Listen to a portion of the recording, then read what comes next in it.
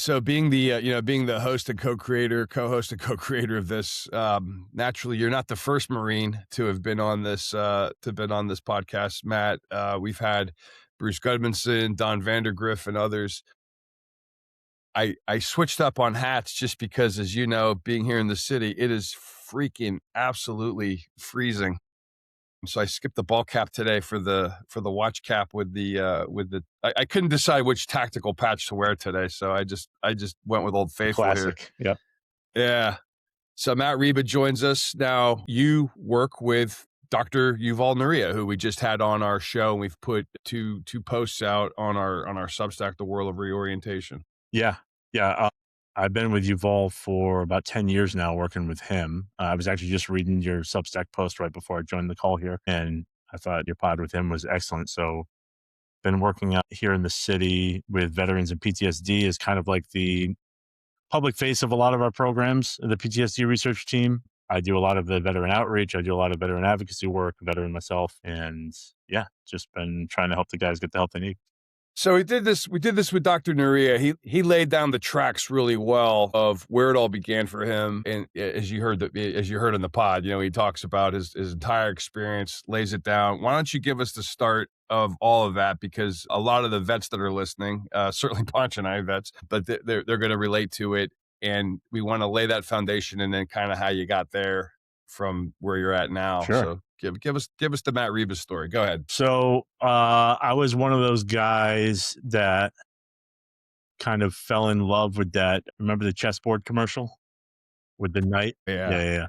Classic. So I was a kid, and I think I was like 15, and I went into like a recruiting office without my parents noting, and I was like, hey, I want to join the Marines. My grandfather was a Marine. He was a Korean War Purple Heart recipient. Just really, I don't know, something about the uniform and knowing that they were the best of the best, whatever got in my head when I was a young kid. And the recruiters were like, oh, you're too young, come back in a couple of years. But I was the guy that made my parents sign the waiver at 17. I graduated from high school. Did they show you, when you went into the recruiting office, did they show you the video Warriors from the Sea? I think they did. Yeah. It's on YouTube. It hooked me. Like I saw it in 1992, I think, and it still rattles with me. Yeah. That was a forgotten memory until you brought it up, but I do remember a VHS tape that I watched and it had to have been that. Yeah. Wow. And they had like a night raid, it had like all these, and it had this really like, it had this really interesting, catchy music that who the hell, but it hooked me. That was when I was like 15 or whatever, and I went into the recruiting office, they're like, hey, come back. But they gave me the poster of the guy with the, the K-bar hanging off. With the painted face and the rope and the, So I still have that. That was hanging up over my bed throughout like all of high school. I was like, yeah, we're getting there. But man, it worked. Whatever I think, the Marine recruiting is always the best, but boy, it does work. Matter of fact, the guy that I went to the recruiting station with, we both went together, and I went Naval ROTC and became an officer, but he enlisted right out of high school and he retired as a master sergeant. So well done, Marines. Yeah. But so I was in high school in central Connecticut, just outside of Hartford, Manchester area, and I was going to a parochial college prep school, East Catholic, and they had boasted for like 9 years in a row that they had 100% college acceptance. And I was very proud of the fact that me and two of my buddies ended up joining the Marines in 2001, and the year that we graduated high school, and it ruined their statistic of like going towards 10 years of 100% college acceptance because we didn't even apply. Was it all boys Catholic high school? No, it was mixed. Co-ed. But I had my parents sign the waiver when I was 17. So I did like a year in the delayed entry program, graduated high school 3 days later, shot down to Parris Island. And I was the June class in 2001. And I had mentioned when we were talking earlier, my graduation date was like, I think it was September 7th, 2001.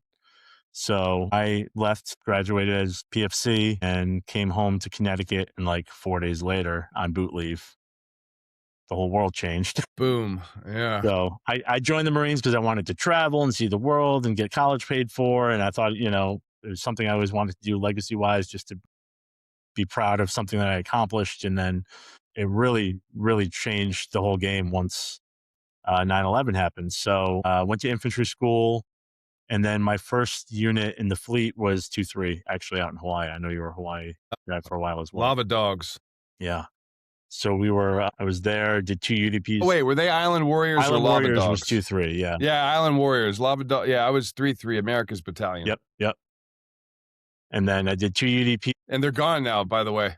That's how old we are. They're gone. Actually, this is an interesting tie-in because General Ellison just took over 3rd Regiment, I believe, over there. And when he was a lieutenant colonel, was my battalion commander when I was the jump platoon sergeant in Marja, Afghanistan. So that's kind of a cool I mean, one of the guys I was in 2-3 with in weapons company was my EOD tech when I was in Afghanistan.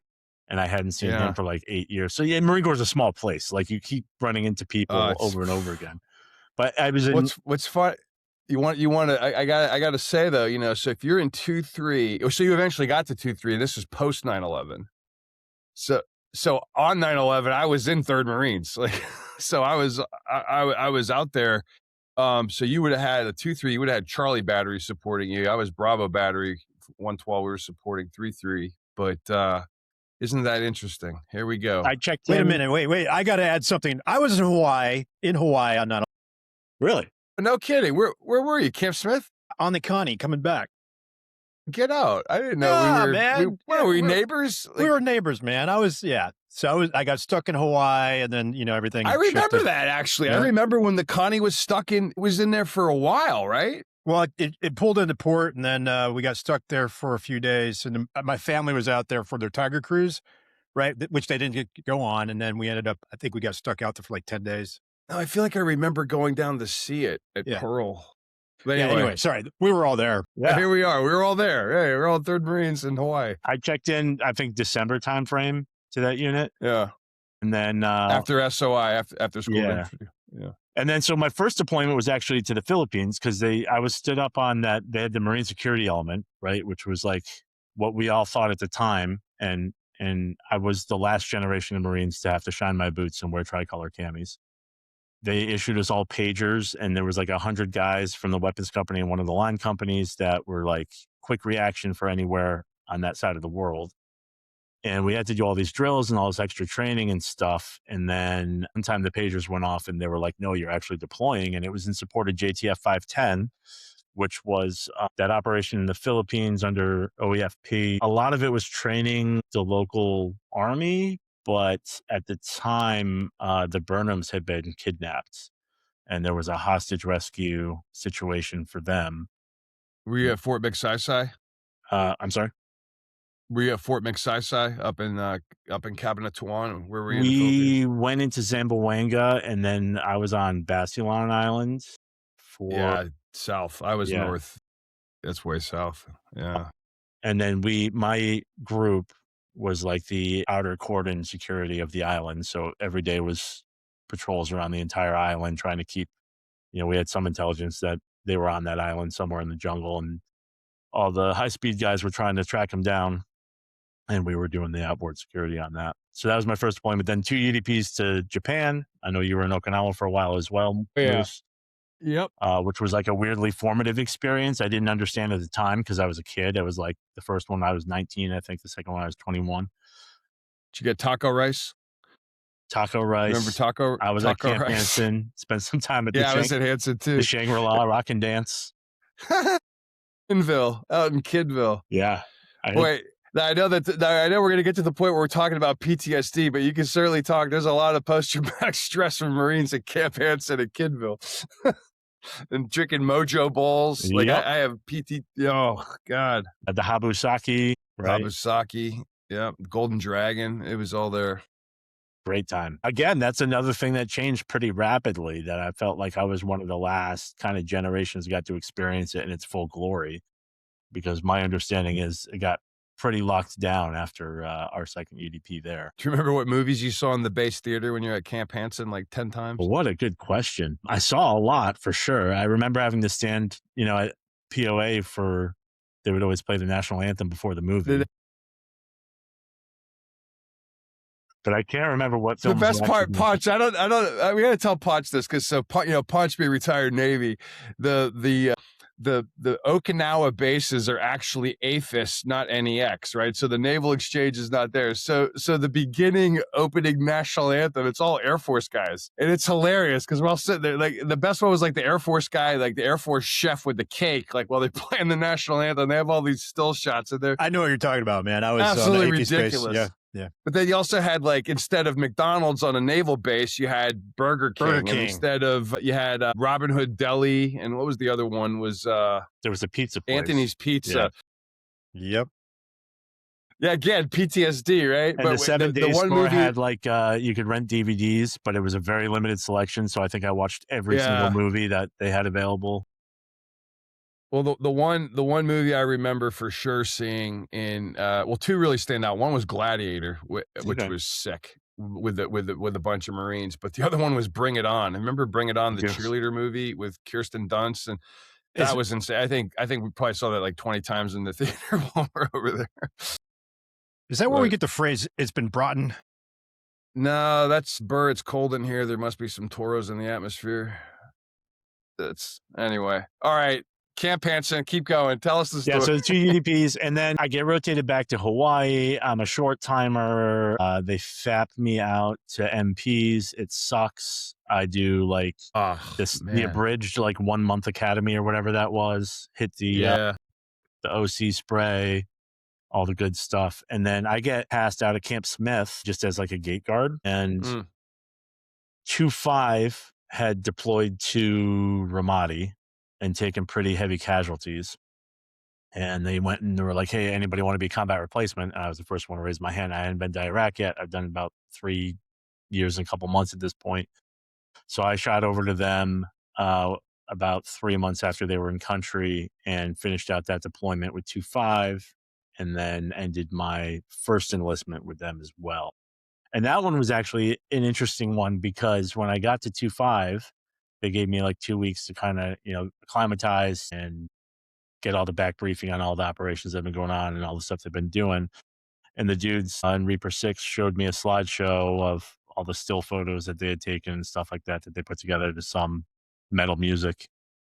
And I noticed one Marine and I was like, wait, go back to, let me see that photo again. And this kid, buddy of mine from back home that I'd been in junior high with, 7th, 8th grade, we were already talking about joining the Marines. And I remember we were in the same history class and the last chapter was about the first Gulf War. So we're like, oh, I can't wait to talk about this. It's crazy. And then we kind of lost touch, went to different high schools. I knew he had joined the Marines, but he was in Gulf Company, who was also at Hurricane Point.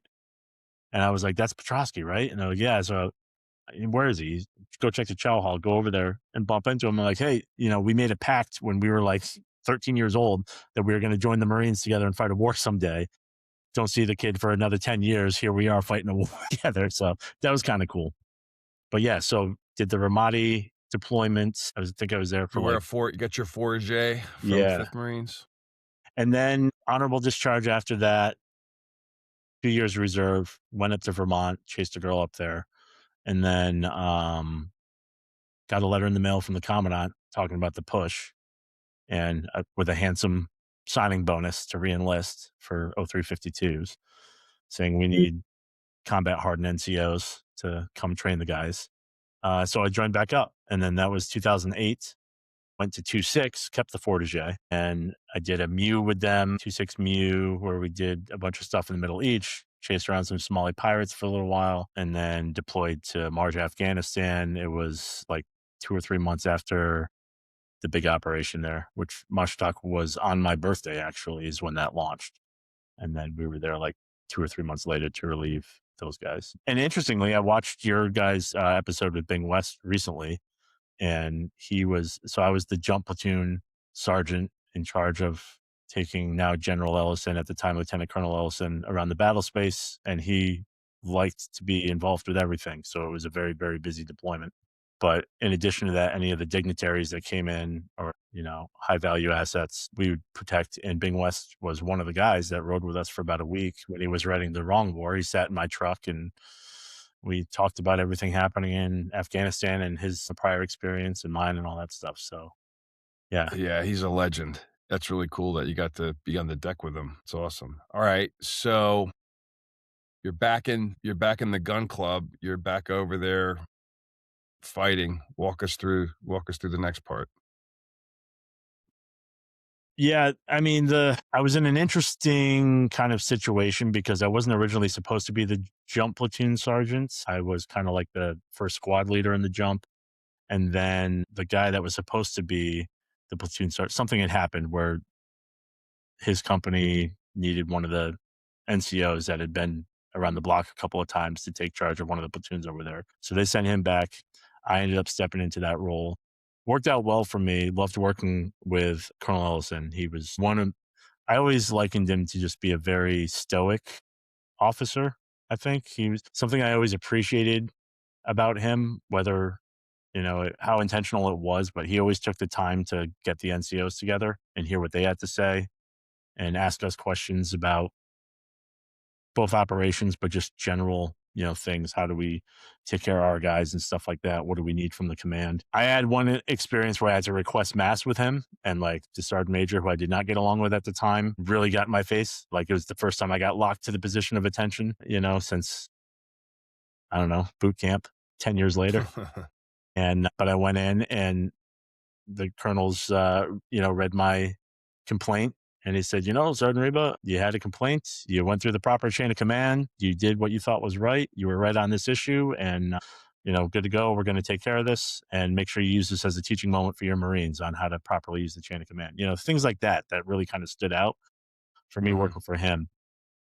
I don't even know how many significant events we had when we were in Marja. It was, I think you can read it in the book that Mr. West wrote, 6 or 7 calls was an easy day, where we were scooting out to a bomb going off or enemy fire being taken somewhere or having to, deal with the locals on whatever issue. We lost 17 guys from our unit on that deployment and pretty heavy casualties in the deployment in Iraq as well. But the thing that really got to me, especially from the deployment to Afghanistan, once I had gotten the number of suicides. I personally know 10 guys who, after their service took their own lives from somebody from every unit that I was with. And that one stings a little bit. For me, there was one specific significant event in Afghanistan where we lost one of the lieutenants in a firefight, and my guys go back to their fob for the evening with the boss, and we're just trying to, figure out what's going on. And they had a guest tent where they had traveling units could rack up for the night, but all the racks were taken. So I'm like, yeah, no worries. I'll just sleep on one of the trucks or whatever. And then somebody goes, hey, Sergeant Ryba, we got a place for you to sleep. But it was Zimmerman's rack, and he had just, been KIA. So I lied awake in the dead man's rack that entire night, thinking about all the big thought problems of, combat and war and what's his family going to do and all this kind of stuff. And I think that was a real defining moment for me, knowing what I wanted my path to be when I got out. So once I left the Marines, I knew I wanted to get into psychology just because I wanted to understand what I was going through and what all the dudes I served with were going through. PTSD became a thing within psychology that I became very interested in. Originally, I was wanting to do something with forensics and profiling because I watched a lot of X-Files as a kid and stuff like that. And I was like, oh yeah, I still have, a distrust for the government that stems from that, but that's something different. But well, you're in good company on this show.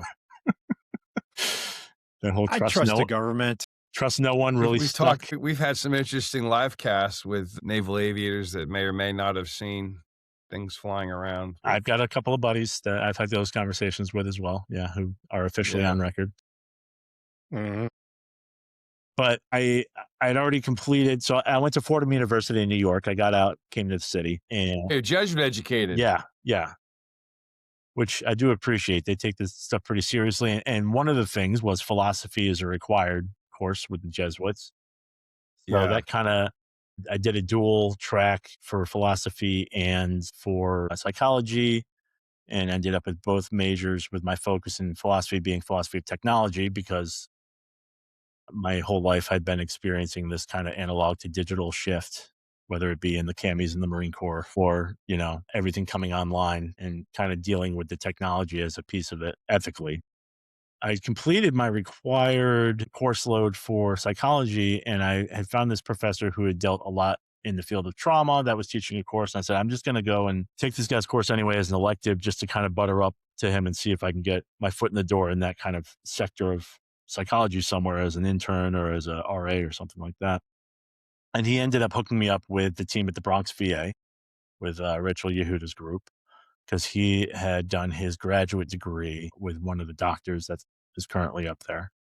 So I did about 3 years, started as an intern, that turned into a paid position at the VA, worked with her research group for about 3 years, and then bumped over to Columbia, worked on the CSSRS, which is the suicide prevention measure. It's kind of like a suicidality measure that I think the DoD uses it now. A lot of veterans groups use it, but just trying to see if you have a suicidal ideology. In research, it's used a lot. It's kind of used all over the place. Did that for about a year because at the time they were trying to get it into the DoD. So I joined that research lab.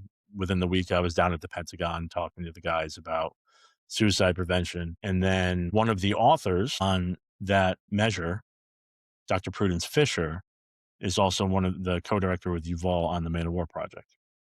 They're the co-PIs. So she had approached me knowing that I had a veteran background, saying, hey, we're going to do some media stuff for this horse therapy thing that we're thinking of putting together. Can you help us out with that? So I volunteered with her. She introduced me to Yuval. Him and I got along very well.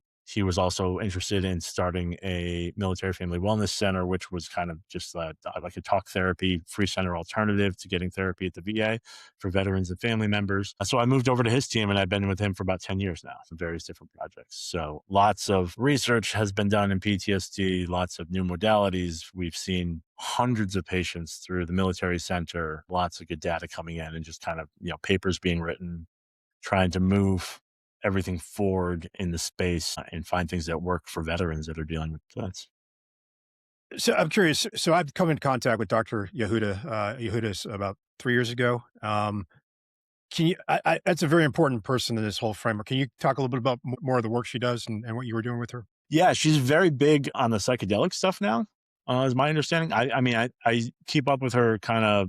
There's one project that our lab is kind of working with her lab on that I'm CC'd on a lot of emails on. But at the time when I was working with her, it was a lot of biomedical research on PTSD. So a lot of stuff around cortisol. Okay. A lot of stuff. She had really kind of had a very good resume with Holocaust survivors and working with that population. And then at the VA, the PTSD team there was dealing with just a bunch of, I just remember doing a lot of blood draws and cheek swaps and stuff like that. So it was really looking at the biology behind some of the PTSD stuff. No, appreciate that. It's just for clarity. A lot of people you're mentioning are critical in the research now, not just for, like you pointed out, like psychedelic assisted therapies and other modalities. And I just saw that in the last week or so that they're thinking they can identify through biology indicators or leading indicators as to who might be suicidal. I don't know are you tracking any of that still? I haven't seen any of the new stuff on that yet. Yeah, I'd be interested in it for sure. I mean, I appreciate that. We're in an interesting kind of situation right now. I think Yuval had kind of mentioned it when he spoke with you guys, where we lost this block of time because of the scheduling of some of these substances and stuff like that, where it was just impossible to research any of them, that I think would be very helpful. Something I found in more of my outreach role with veterans and in trying to get people placed in the right therapies that they need, I find that veterans have a tendency, especially combat veterans, have a tendency to be more interested in trying something new that's investigative or maybe not as conventional as some of the talk therapies, and see if there's an alternative method of something that might work. Hey, Matt, I'm a little curious, just a little bit of background between our generation and the Vietnam era generation. What was the suicide rate then? Do you know by any? I don't know. I really don't know. It's impossible to track because of how poorly the data was kept. They say, I think like the official VA percentage is like somewhere around 10%, 11% or something like that have PTSD from that era. But it's like, there's no shot. Like half of those guys. We don't know though. Yeah. Because the questions weren't being asked. And honestly, I don't think you're going to get an accurate number on any of that stuff up until the GWAT wars. And just because the information wasn't being tracked, it was called something else. It was, there's still a huge stigma that's attached to it, which is getting better. But the amount of guys that didn't even want to be associated with being called a veteran that came back from Vietnam that were probably suffering with a lot of these ailments, like all that, those numbers are just gone to the wind. So you can't get anywhere close to accurate. For content, I can tell you it's the largest veteran population now is the Vietnam guys, especially in New York. They're aging, and there's a lot of interesting stuff that they're finding with aging and PTSD where something might be stuffed in the back of your brain somewhere for 10, 15, 20 years. I was just had my mentor that influenced me to go to the Marine Corps, who went to my same all boys Catholic high school, was a Marine officer in Vietnam. He killed himself about 12, almost 15 years ago, and he was a Vietnam era vet. And I happen to know another friend from college whose father was in the worst in Vietnam, and every day goes through affirmations to prevent himself from killing himself, all these years removed from Vietnam. And I think, maybe I'll put this back to you and ask, it's interesting how, Yuval's experience was contemporary with, Vietnam as it was going down. So he's in that same age group, although albeit, different nation states and all that stuff. But it seems like with that group, people really started to at least increase the amount of questions they were asking of what's going on. Whereas maybe in World War II or whatever, they didn't have the knowledge, the study, the interest. I don't know. It was more like, you're just shell shocked, versus, there's actually something really going on here that needs to be deeply explored. So this might play into the moral injury bit of it a little bit too. And I'm just going to fire off the cuff here. I don't have the data to back this, but it's a very different kind of war, right? World War II, there was a known evil. There was a different sense of patriotism, I think, in the time where everybody felt responsible in some way. And I think the events that got us into Vietnam were somewhat questionable, right? And I think that was a big thing. And I think now we're learning with the GWAT veterans too, the reasons we went into Iraq and the reasons that we went into Afghanistan might not have been fully expressed properly with the release of the Afghan papers and all that kind of stuff, right? So it's like, we're getting more information. And I think that I have no question in my mind that anybody who went over there to do their job was doing it for the right reason, which is, to take care of the guys to your left and your right and just mission accomplishment and the betterment and patriotism for their own country to protect their own people. That being said, the amount of information people can get now is much higher than it was back in World War II. So, one of my interests, maybe this is part of the philosophy thing of it too, is like, I've always been interested in like the good old Americana propaganda. I've got a great book series that it's a US, Japan, Russia, Britain, and the Allied forces. And it's basically all of like the recruiting posters and like the stuff that they put out during the World War II era. And you can kind of bounce, the different countries off of each other and see how like the story was being told from different areas of the world, depending on what side you were on. So yeah, the way that you take in the information, I think you're right. People were questioning Vietnam a lot more in that era, starting to question why we're doing the things we're doing in war fighting. And I think it's even more so now than it was then, Well, and I would add the interest in the mental health, because I think that the way the Vietnam veterans presented versus World War II, and maybe it was the benefit of the medium being the message and having technology and more people could learn about it than they could in World War II, unless you had firsthand experience.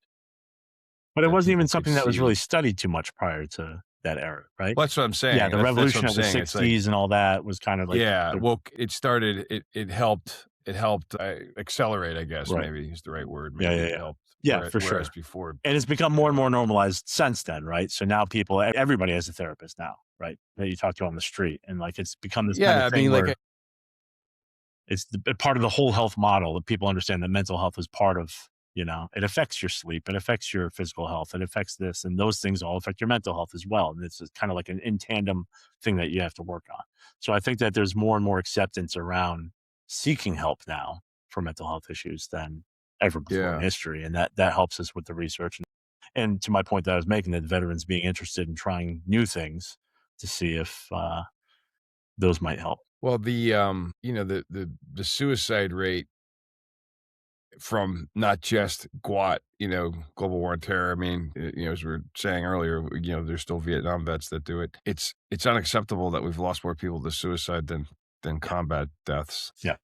It's absolutely unacceptable. I mean, we all know people directly.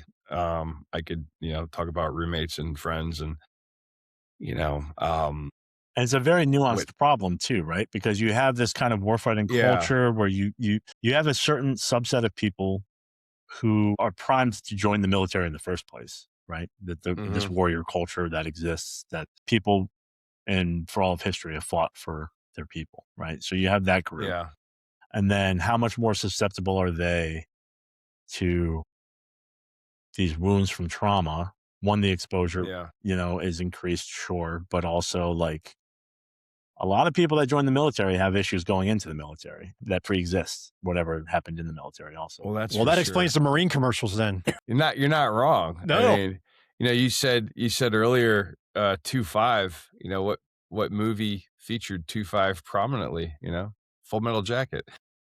That was Hotel 2-5, and it's funny how a movie like Full Metal Jacket got the opposite effect. It was supposed to discourage people from going into the Marine Corps, but it did the opposite. It actually, I want to do that. One of the things that we were kind of laughing about earlier too, but when you think about it, I guess, and we start to unpack it, it really is a big problem. Is, we were laughing about Kinville and Camp Hansen, and you think of any Liberty call. I mean, there's one constant thread to every Libo incident. It's booze, and alcohol's in our service songs in the naval branches for both the Navy and the Marine Corps. Alcohol is given on ship at Steel Beach picnics. There historically was a grog ration or a rum ration. We have the grog bowl at mess nights. The Army Navy games almost always brought to you by Miller High Life or whoever the hell does it now. Let's not forget where the Marines were founded. In a bar, yeah. So there's that, yeah. So the Marines were founded at Todd Tavern, 10 November 1775. I guess the point of the story is that I never thought about it when I was in it because we were all just it really is like a fraternity. But when you go back and you start to unpack it, you think of all the Libo incidents, even the ones that are legendary and funny, and some are not. Some are horribly tragic. Alcohol is almost always a constant thread. It's also a constant thread in a lot of the problems. Of course, DUI, of course, sexual assaults and other things. But then I never had thought about that from a cultural standpoint. And then when you think about it, when people revert to ways to mitigate their trauma that they experienced in the Marine Corps or the Navy or, any of the branches, I guess, you start to really wonder, like, how prominent was alcohol? Like, we were so heavily influenced and alcohol was so normalized. Did alcohol have an exacerbating effect to the trauma as it was happening? Because you read about those stories and those stories where people turned to drinking right away when they were still in and then exacerbated it after they got out. So they weren't doing things like equine therapy or psychedelic therapy or not drinking. And what was the role of alcohol? Yeah, I mean, healthy coping behaviors versus unhealthy coping behaviors, right? Yeah. You can argue the alcohol is being unhealthy, but it is so in your face. And you bring up a really interesting question. And I wonder if not only dealing with the trauma, right, but you're taking a group of people who are already have a very high risk tolerance. You're introducing a substance that makes that risk tolerance even higher, right? Like lowers your inhibition and stuff like that. So it's a gunpowder keg waiting to go off. And yeah, it's culturally an interesting phenomenon that you bring that up, and I've never really thought about. How do we reckon that? Because I started dry January, right? It's January now as we record this. I started dry January 1st of 2020 is when I wanted to see if I could do a dry January, and it's been ever since. I just stopped. Like I just literally stopped, and I came to the conclusion that every bad decision that I ever made probably involved alcohol, right? Like sounds like Homer Simpson. Yeah, right. Well, it's like, think about it. Like all the things that make the stories legendary. Again, and in the legends, let's be honest. Those legendary stories that we all know as naval people from Libo and pulling into port or whatever, there's a really extreme thin line between legend and like complete abject tragedy or dishonorable discharge or something. But at the same time, again, it was so ingrained and embedded in the culture. Why would we expect people to mitigate trauma from that experience differently? Why would we be shocked that they drank too much or they have an alcohol problem or whatever when you're coming from an organization that didn't do anything to back away from it, that has it so ingrained in the DNA? I mean, I couple that even with, the stigma that, at least when I was on active duty, that existed in areas where you wouldn't even think of it as a stigma. But like, if you wanted to go talk to the psychiatrist at the Naval Hospital, or you were having problems, or you're mandated to go do it through your command or whatever, they would always say, go see the wizard, right? Like, immediately discounting that there's any scientific validity in whatever they're doing. And it's some kind of magic spell that they need to cast on your brain so that whatever the pain is goes away. Yeah, it's an ongoing battle, and it's tough. And I find myself, even with, it's a good for me to be working. It's almost therapeutic for myself to be working in this field with these people that have these extreme traumas, because it forces me to look at my own traumas more seriously, because I fall into that trap all the time where I'll stop talking about the things that happened to me, or I'll not acknowledge it, or I'll go have a couple of drinks instead of dealing with something. And it takes, somebody else telling their story and me hearing it to be like, wow, you're supposed to also be a leader in this space. You should start looking at this differently and telling your story as well. Maybe somebody can benefit from your experience. Talk about, veteran trauma. It's not limited to people that had shots fired at them in anger and vice versa. It also includes people that survived something, or it includes people that didn't get to go because of a B billet or I don't know. I was reading an article, the guy that played, not Darth Maul. What's the Marine he played? Kylo Ren. Yeah, Adam Driver. Right. Adam Driver. So he's a Marine, and he got severely injured in like a mountain biking accident, and he couldn't deploy with his unit. And he was an 03 something. Like, he was an infantry guy. So someone like that, like, that I wonder, does he ever talk about trauma? Or someone, just say in that hypothetical situation of someone that didn't get to go, but their buddies did, and they missed out, and they weren't there when someone got killed or hurt or whatever. I mean, it's the whole reason I volunteered to go to Iraq. I didn't have to do that. I could have stayed at the gate and waved the generals into their building every morning. But like, you train your whole career for something. There's guys out there doing it.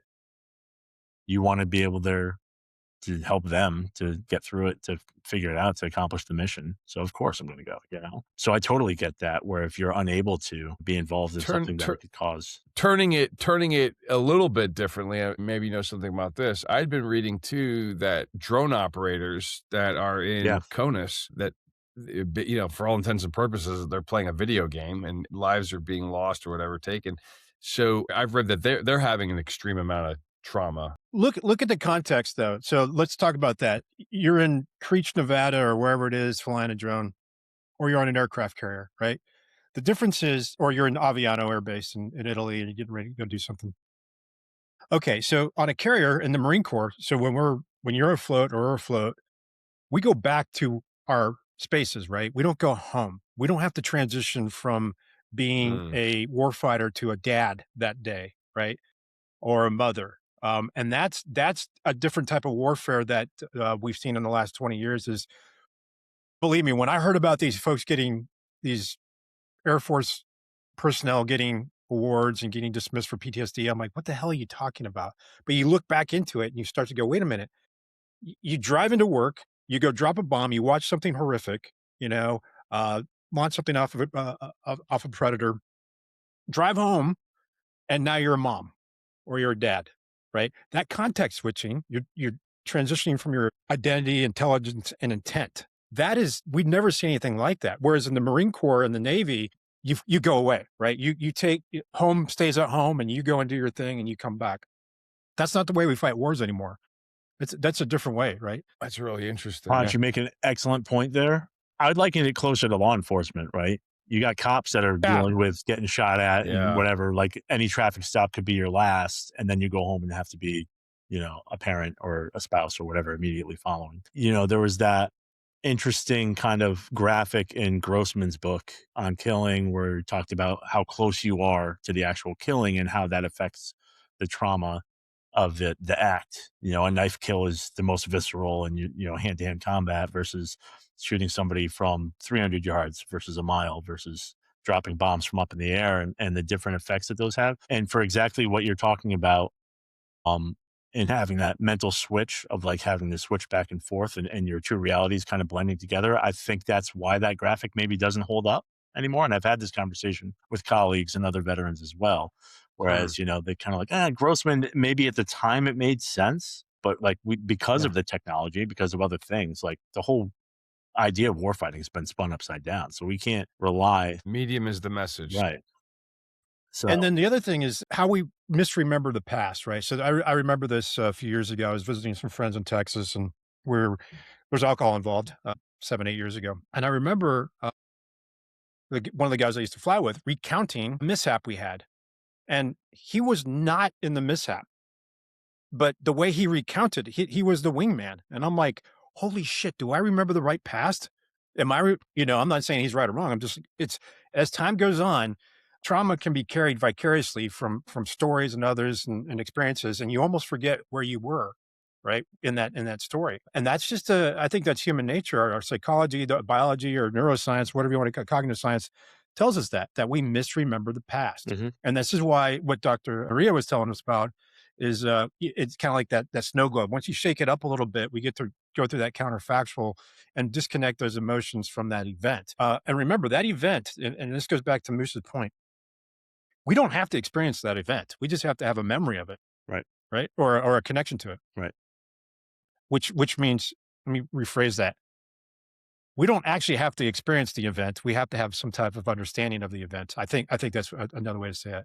So yeah, Moose, I think, the different types of trauma you get from, a spouse having to deal with a husband or a family member that comes home and just the way they act, that creates some type of trauma as well. I know someone that wanted to get away that could deal with his domestic life, that he volunteered to go back and was killed because he didn't want to deal with his spouse.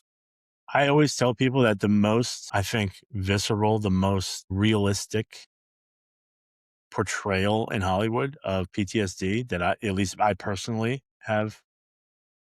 Ooh, can we guess? Yeah, go for it. Jimmy Stewart in the movie It's a Wonderful Life, because he was actually dealing with it and using that as a outlet for what he had experienced as a bomber pilot in the 8th Air Force in World War II. That's an interesting guess. I was nowhere close to that, actually. I wrote an article about it. I'll send it to you. He was washed up from Hollywood because of his, and you look at the picture before and after of like 3 years of combat, like he looks from like a young boy to an old man, and no studio would touch him. And Frank Capra put him in that movie. And when there's the scenes where he's praying at the bar or where he's crying with the kid, that those are complete. I get chills thinking about it every time I watch. I've never watched that movie at Christmas the same way again. He's actually had a place where he was allowed to let all of that go, and Frank Capra let him do it, and it helped his career. But anyway, okay, hold on. So I should say I should, because that seems like it was actually real. So let me rephrase. That was real. Yeah, that was real. Let me rephrase and say a Hollywood depiction of what PTSD is in a film, the most realistic that. Okay, Ponch and I we're both gonna take a guess. Go ahead, Ponch. You got yours. American Sniper. Good one, but not the one I was thinking. That's a good one. Deer Hunter. Also a good one. It's this. We're both wrong. Come on, what was it? I've got another one though. Ready? Okay, wait. Go ahead. You ready for this one? Yeah. There's a story about a pilot whose father was lost to Vietnam in a Phantom, so he didn't grow up with a father. He didn't get into the Naval Academy. He lost his mom. Top Gun. Pete Mitchell. Pete Mitchell, right? You can look at all. He loses Goose. He loses broken relationships. That whole story is about traumatic events. But the amazing thing about that story is he's fine, right?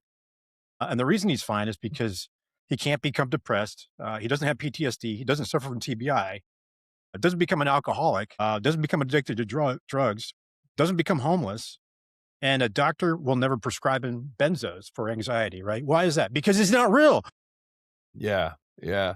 But we can use it wasn't Top Gun though, right? No, it Right, is Top Gun. It is Top Gun. Well, no, was it Top Gun? No. Pete Mitchell. Oh, wait, hold on. Wait, don't tell us. Okay, give us a hint. Bracket us in, because we watch a lot of war movies. Yeah. Bracket us in. Okay, give us an era. The era is the GWAT era. It's the recent wars, and I picked it because maybe that's my era also, so I can identify with. It's a symptom, and the way that the person has. And it's not Restrepo, which is like a documentary. You're talking about a movie film, where Hollywood depicted a Hollywood film, and the main character has an episode. And for me, it was like, this is what it actually feels like. It's not American Sniper. Well, it's either Lone Survivor or what's the EOD movie? The Hurt Locker. It is The Hurt Locker.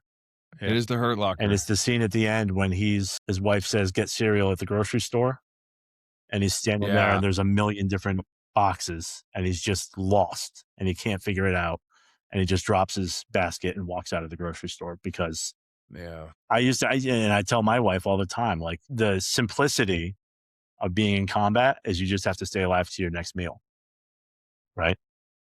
And all the other things that are happening in the world, to your point, Ponch, of like, tune it out. We're over there, we're deployed, somebody else is taking care of all that stuff. I'm not worried about this back home. I'm not worried about whatever. And I think that there's something to do with having that space and dealing with trauma versus if you are a drone pilot and you immediately have to go grocery shopping after, bombing a building and taking out 20 guys. Mm-hmm. Yeah. Man. Okay. So the vets that are listening, and it's not just vets, as you say, it could be law enforcement. It could be someone that was assaulted. It could be anybody that's experiencing trauma, Talk about what you do, what you've all shared with us a little bit around the animal connection, that horses and dogs, and you're in the Man of War project is horses, but what is it about that? And how would you frame that to someone that's listening that needs help if they don't want to do psychedelics or they don't want to do, whatever? How would you help frame equine therapy for them? So what we did, which is kind of novel at Columbia, equine therapy has been around for a very long time. There's not been good, rigorous scientific effort to show in a standardized way that it works. There's tons of anecdotal stories from veterans, from trauma survivors, from all groups of people. I feel so much better. I'm dealing with these issues better after doing this equine therapy, but there was no way that it was actually being tested. So we developed a protocol, the Man of War Project, where we have different testing phases. First of all, in the studies that we did, in the scientific studies we did, everybody had to be diagnosed with PTSD, had to be a military veteran. We did a pilot study. It's a group therapy. So we did a pilot study, which had two groups as a proof of concept of 8 veterans in total that went through. It went well. So we did an open trial that was 16 groups of 63 veterans in total that took several years to go through. And we put together a protocol of 8 sessions once a week for 90 minutes, where a group of you and your veteran peers with a shared experience go and learn new skills around horses, learn horsemanship skills, kind of learn different team building skills, different communication skills. And a lot of it stems from being in the moment and understanding what's happening, using the horse as sort of a reflection as yourself in some way. Because there's a lot of interesting social features with horses in particular that are similar to humans, and being able to, and other ones that are like beyond us, they can feel your heartbeat from like 100 yards away or whatever, but they're very cued into their environment. They're typically, prey animals. They're skittish. They are group social animals. They move in packs. And you can see when you're interacting with a horse, if you're giving off kind of like a certain energy of being nervous or being scared or whatever, they'll also be nervous or scared. But the calmer you become, the calmer they become, because they're constantly looking for cues from you on what they're supposed to do, right? So it's like this interesting way of kind of informing the trauma people, in our case, the veterans, of how they're presenting themselves and what they can do kind of interpersonally to make those adjustments. And we find that that is really helpful for them in going about their everyday lives and stuff like that. So part of it is like releasing the stress. I use this example all the time. If you are living in a place like New York City, concrete jungle, millions of people, nonstop input just coming in constantly, traffic, noise, bumping into people on the street. Everybody in New York is late for something always, right? So like you're just constantly go, go, go, go, go. And you remove They're that. stuck on their screens too as they Everything, do it. It's right? crazy. I'm taking a meeting, and this year while I'm doing this, it's just nonstop. Remove yourself from that environment. Go to a green space in nature with animals where it's quiet. That alone is like a decompression down, right? And then when you start going through the protocol, and what's unique about our protocol is every group has a team where there's a mental health person that is there to deal with any issues that might come up, an equine specialist that's there to kind of relay the information that's coming from the horses in a way where the individuals can understand what's happening and kind of ground themselves in that. And then a horse wrangler, of course, for safety. And we start, every group with a kind of grounding exercise. The horses are part of it. They're part of the team. So they're in the circle with all the veterans and with, the clinical team, and really kind of working it out as them being just a part of this unit. We had great results. And I think a lot of it was we had people who maybe were not interested in traditional therapy, didn't want to talk about their problems. A lot of veterans don't want to talk about their trauma. The VA says prolonged exposure therapy is the gold standard. It works like, 40-something% of the time, which is good, but that's a lot of people that aren't being helped. And everybody's trauma is individualized, it's different, it needs a different remedy, antidote, whatever. We had different time points where we tested people in pre and midterm, 4 weeks in, at post, at the end of the 8 weeks, and then 3 months later in follow-up. 51% of people showed clinical improvement that went through the program at post. It was a little bit higher. It was like 54% at 3 months. 46% of the people that did the research study no longer met diagnostic criteria for PTSD after going through the program. So nearly half of the veterans who had a diagnosis of PTSD went through this 8-week program, and at the back end of it no longer had the symptoms to carry a diagnosis of PTSD. So we're like, okay, this is great. Now we have a standardized model of like, here's a manual. It's a thick manual. It's a couple 100 pages, 200 pages. Everything's spelled out. Like, these are the steps you can do. These are the things we can test. We gave them different self-report measures, different clinical measures along the way to test things in depression and PTSD, anxiety, different measures, sleep quality, stuff like that.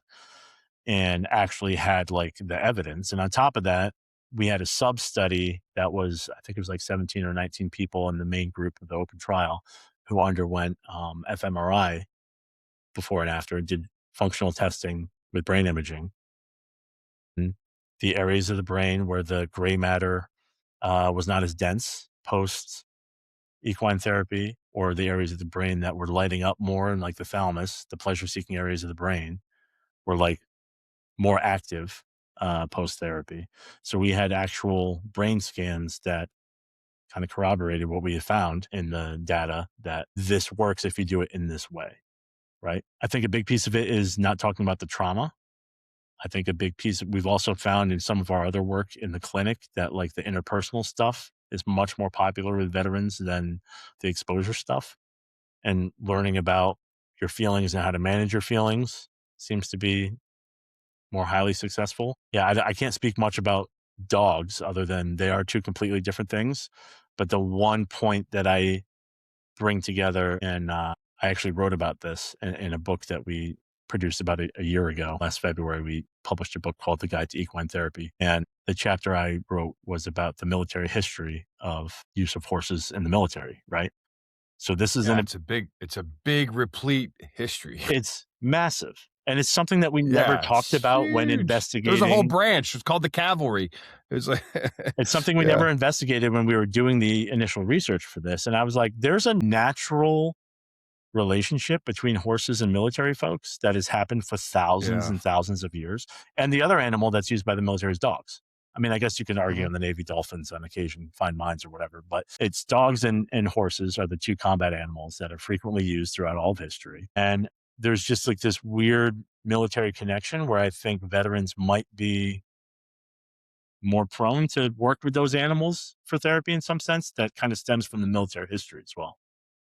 It's amazing. I grew up an Army brat. You know, my dad's a retired Army officer, and I was born on Fort Knox, the home of cavalry, you know. And even at West Point, where he went, they have massive stables. As a matter of fact, Thayer Hall, which is one of the large academic buildings now, it was renovated because it used to be a big, giant open building where all the riding courses were taught inside it. And this is as recent as right before World War II. So, I mean, there were horse cavalrymen right up to World War II. The We had Polish horse Marines. cavalry fought in World War II on horseback. Yeah. And they still to this day do mounted patrols along the borders. I just saw something about a week ago about one of the Polish army's mounted patrols. Yeah, I mean, now they're more ceremonial, but a lot of the old bases, when you go to them, they have refurbished buildings that used to be stables and riding grounds. In fact, at West Point, they keep the stables because the mules that are the mascot for the football, you know, are there, but they call it Buffalo Soldier Field. And the Buffalo Soldiers that fought with the 10th Cavalry in the what's called the Indian Wars, you know, that were the African American soldiers that Bob Marley sang about, they became instructors at West Point. They became riding instructors. And that was a big part of the curriculum was horseback riding. So yeah. I wrote about, Ulysses Grant, obviously probably one of the best horse soldiers in American history. And he had tons of horses, 4 of which he brought to the White House with him after he was president to live in the stables. Well, doesn't it go back? Like, if you think of Alexander the Great, you think of Bucephalus, his horse. Oh, yeah. I mean, all the way back. A leader and his horse goes, yeah. It's ancient Sumeria. It's literally thousands and thousands of years. The Greeks had the guide to chariot fighting, which was like, I'm going to misquote myself because I can't remember, but it was like the 1400, 1300, something like that. Like, it's old. So I'm wondering if we can go back and we talk about John Boyd's observer-oriented side act loop quite a bit on here. So I want to go back to the horse and the disposition of the horse's OODA loop and some of the things you brought up. So genetically, they're predisposed to be very attuned to the external environment, right? Yes. And that external environment can be a human. And you pointed out that 100 yards, they might be able to know your heart rate. They can sense things. And the reason for that is because of their disposition as prey in the environment. They're not predators, right? So they have to have that extra sense. Whereas humans, we have that capability, but we just kind of forget about it. And what you're doing here is you're bringing 2 different OODA loops together. And one of them is sensing signals from the human that we don't normally pay attention to. And then what we're doing as humans is we're starting to get indicators from the horse's actions based off of our actions in the environment, the things that we're emitting out there. So this is fascinating. And Moose, I just want to bring this up. This is a fantastic way to illustrate what the OODA loop looks like between two animals, just 2 living systems. It's almost like from the human end, I think of it the way you just described it. I think of like the horse relationship reorients the person differently than someone that doesn't have it, and thus influences your implicit guidance and control. Do you ever read what's that about Quanah Parker, the Empire of the Summer Moon, about the Comanche, the Comanche Indians? I'm familiar with it. I haven't read it myself, but I know. Yeah, I mean, they were, other than the Mongols, they were probably the greatest horsemen that ever took the battle. But there is like a symbiotic relationship, I think, at some point where it's almost like this, Ponch. It's almost like the horse is I don't want to say people, ideas, things. The horse is because a horse isn't a person, but a horse is like a thing that enhances your orientation. Like, it broadens your orientation because you're interacting with a horse. It's the medium. It's the medium is the message. So one step further, control is outside in, bottom up, right? Yeah. There you go. And that's what, even with psychedelics, we can say that psychedelics are, they don't necessarily control you, but the control of the system is outside in, bottom up. You're borrowing from the environment, ingesting it. And then to me, it's the same relationship. And this, just for clarity, Matt, we're talking about Boyd identified early on that any living system is controlled by the external environment, right? So by introducing that horse into that environment, you're inviting that reorientation, right, Moose? So we'll need to write about this. This is fascinating. And the medium does become the message because it's changing even though a horse is not a piece of technology, but to your point, you said the horse is the environment or part of the environment that affects the person, that affects how they see, shape, sense, decide, act, work, learn, everything. So that's the nuts and bolts of the therapy, right? So like we have specific exercises that we designed to get the horse to do something. There's an objective, right? And you have to see ways that you can get the horse to do what you want it to do by communicating with it. You obviously can't talk. And it's funny because you'll see some people who fall back on their relationship. Hold on. I saw this show where there was a talking horse and his name was Mr. Ed. And I have seen this horse talk on the phone, surf. He could do all kinds of things. Are you telling me that's fiction? There's always an outlier. Okay. Yeah. Okay. If it's not Mr. Ed, it's funny. You'll see people that are going through the exercises. So for example, we have something we call the tarp exercise, which is where you have to lay out a tarp. You and your group have to get the horse to walk onto the tarp and stand on the tarp, stop there, right? But he's not on a lead rope anymore. He's at liberty. You have to be able to communicate with him to get him to do what you want to do. And you'll see people who are like, try different methods. Some, you teach them how to direct a horse using your hands and move them a certain way. Some people will do that. You'll see people, get down on their hands and knees and like try to show the horse what they want it to do to see if that registers. You'll see them like tapping, over here, like they're communicating with their dog, come sit next to me kind of a thing. And you're learning what works and what doesn't work, to your point, that kind of OODA loop of like observing something and then reorienting and then trying something else and over again to try to solve this problem, a simple task of getting the horse to move in the direction that you want it to, right? So it's like there's different grades of exercises, and each week when you meet, it builds off the last week of what you learned. So you're constantly kind of growing in that sense with the horse and building that relationship. And the veterans love it. And it really opens them up to like trying other therapies that they normally would not have been amenable to. We had like half of the people that went through the research protocol end up saying, you know what, I'm ready to go to the military center and talk to somebody about my issues now. That was not nearly as bad as I thought it was. It's a good, we thought, introductory step into healing yourself if it didn't work completely for you, where you kind of, therapy light, because it doesn't feel like therapy. It feels like you're learning a new skill. It feels like you're working with an animal. It feels like you're creating a relationship and doing all these other things. When does it, maybe share an experience of where it doesn't work well for someone? Like, because I can't imagine it's 100%. I mean, no. And like I said earlier, everybody's trauma is different. It's individual to them, and different therapies work for different people. There's no therapy that's 100%. Well, it's like you've all told us, and that was the title of the article today that I put out on the World Reorientation, is that PTSD is not one size fits all. By the way, just a plug here for the work that you're doing, Matt, and Dr. Nuri is doing, and that we're doing on Substack. I put that on LinkedIn. I have 6,000 followers. After over an hour, I only had like 57 looks at that, which is just, if you put anything, useful or life-saving on LinkedIn, the algorithm won't catch it, which is disgusting. Anyway. That's another conversation we have to have on technological implications of all this stuff, because I have a lot of, so technology, as I mentioned, was my focus in philosophy, and I've got a lot of things that kind of overlap between the two. But if you write introduced to you, if you write an article about the 5 leadership lessons I learned from my horse, that'll get 10,000. Well, and you'll get 100,000 views if you talk about like how leaders clean up horse manure in the stables and what it taught me, like something like that, which is, garbage. But anyway, offline, I'll share with you. Ponch remembers it. Remember that parody LinkedIn ad I made with the horse and anyway, we'll show you that later, Matt. Maybe our founding strategists in our private chat, we'll show them that. But this has been great. I mean, we let me just add one more thing too about the horse. What are we? So it doesn't work for everybody, but one interesting statistic that we did learn from doing this is we had the lowest dropout rate for anything that I've ever seen in the field of trauma therapy with veterans. The total amount, so we had 71 people that signed up for the study, in total 8.4%. We only had 6 people that dropped out of the study over the course of the several years that we did it. Now, just to give you an idea, the national average of veteran patients who like start a therapy modality and then dropout before completion is somewhere between 36 and 68%. There's a huge variance there because it depends on what kind of therapy it is, but let's call the mean average 42. So 42% of veterans who start a therapy, whether it's psychedelics or talk therapy or prolonged exposure or cognitive therapy or animal therapy, whatever, 42% will drop out.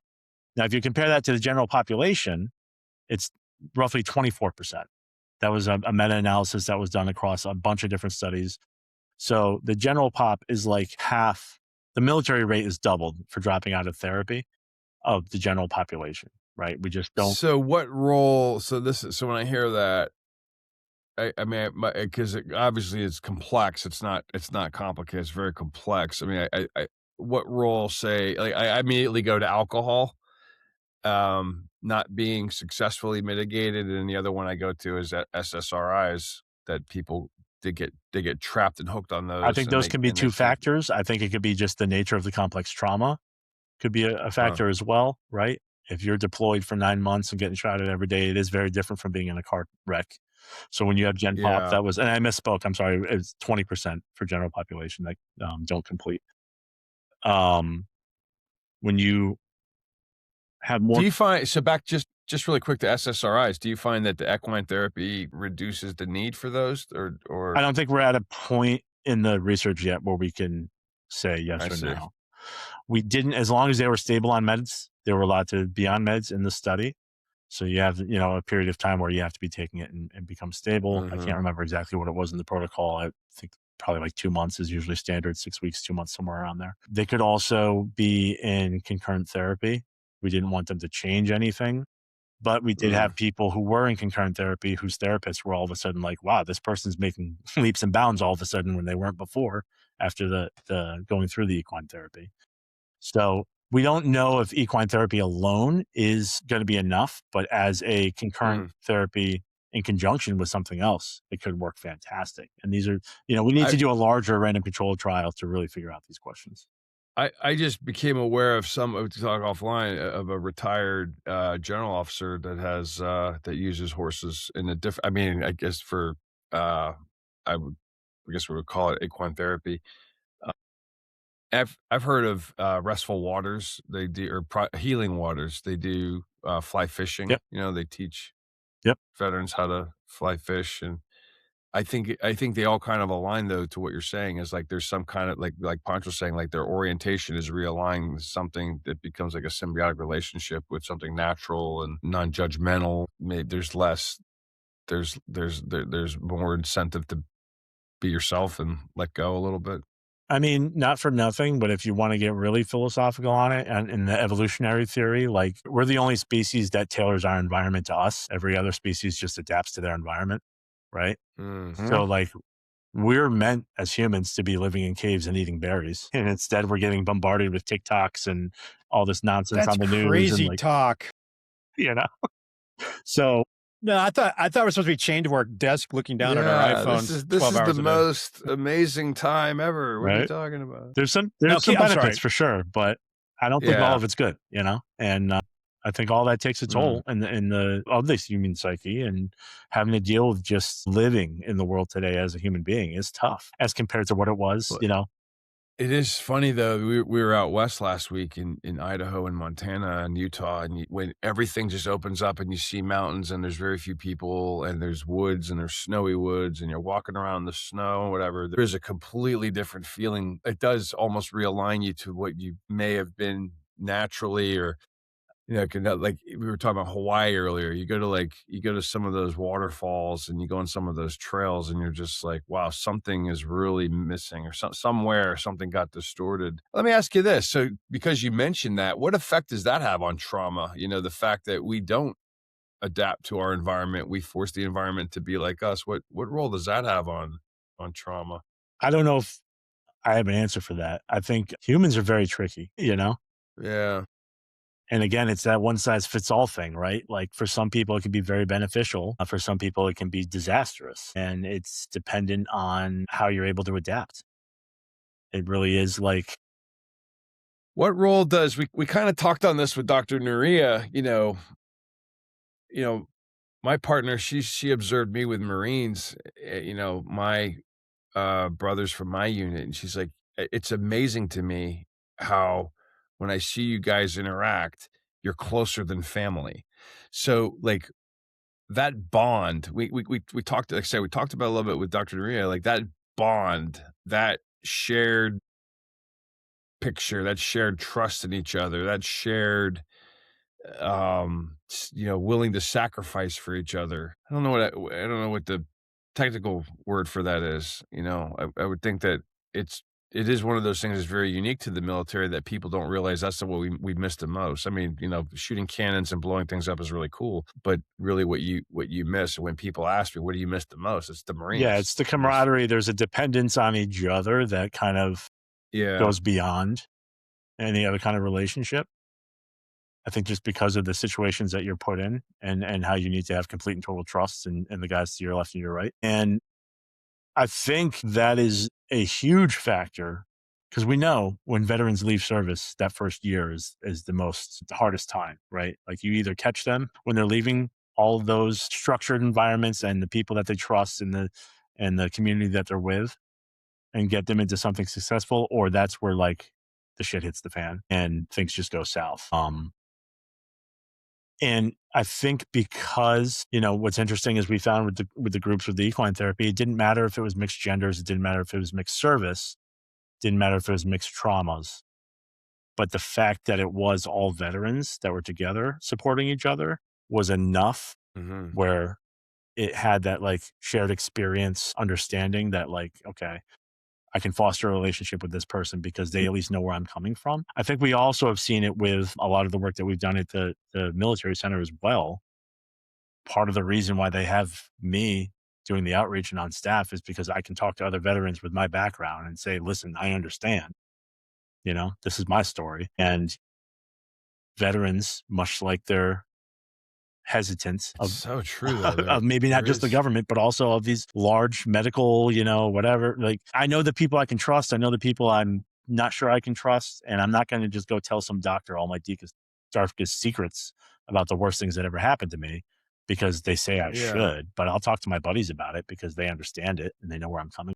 So there's like an interesting, we've always tried to have veterans or people with veteran experience on staff clinically to be able to work out those kind of issues and kind of foster that relationship and being like, I understand where you're coming from. Maybe that's a cue to be able to help us get you better. I'll add that the 24% statistic that was locked in my brain, that was our own center. That was the Military Family Wellness Center at Columbia Presbyterian. So we have the dropout rate of 24%, whereas the general population is 20%.